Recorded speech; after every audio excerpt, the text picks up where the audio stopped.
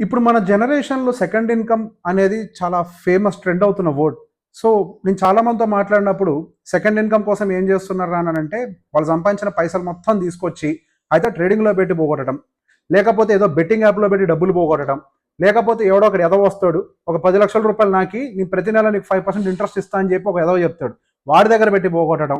So, బేసిక్‌గా అసలు మీకు సెకండ్ ఇన్‌కమ్ అంటే ఏంటో ఇప్పటివరకు అర్థం కాలేదనే విషయం నాకు బాగా అర్థమైంది. సెకండ్ ఇన్‌కమ్ అనంటే మీ ప్రొఫెషన్‌లోనే మీకేమైనా ఫ్రీలాన్సింగ్ ఆపర్చునిటీస్ ఉంటే అందులో సంపాదించుకోండి. లేకపోతే మీ దగ్గర ఏదైనా ఇన్వెస్ట్‌మెంట్ ఉంటే ఆ డబ్బులు తీసుకెళ్ళి డివిడెండ్ ఈల్డ్ ఇచ్చేటువంటి మ్యూచువల్ ఫండ్స్‌లో పెట్టుకుంటే యావరేజ్‌గా ఒక 6% 7% యాన్యువల్‌గా మీకు డివిడెండ్ ఈల్డ్ ఇస్తాయి. అట్లా సంపాదించుకోండి. లేకపోతే ఎయిర్‌బిఎన్‌బి లాంటి ప్రాపర్టీస్‌లో ఇన్వెస్ట్ చేసుకొని రెంటల్ ఇన్‌కమ్ సంపాదించుకోండి. దీన్ని సెకండ్ ఇన్‌కమ్ అంటారు గానీ, మీకు తెలియని పనిలోకి తీసుకెళ్ళి డబ్బులన్నీ పెట్టి పోగొట్టుకోవడాన్ని సెకండ్ ఇన్‌కమ్ అని చెప్పేసి అనరు. ఎవరో ఒకళ్ళ దగ్గర డబ్బులు పెట్టి పోగొట్టుకోకండి. ఏది కుదరకపోతే బజ్జీ బండైనా పెట్టుకోండి.